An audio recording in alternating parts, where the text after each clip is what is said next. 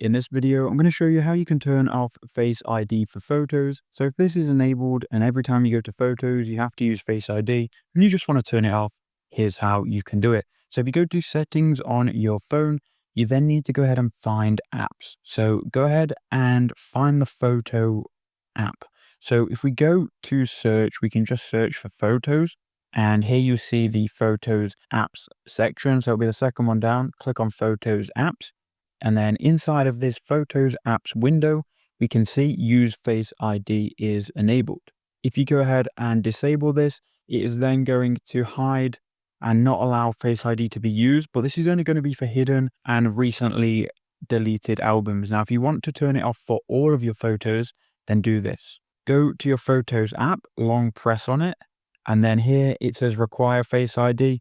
But if you already have this enabled, you can just go ahead and click this and it will say like disable Face ID. So those are the two things you need to do. Go ahead and do those and you'll be fine.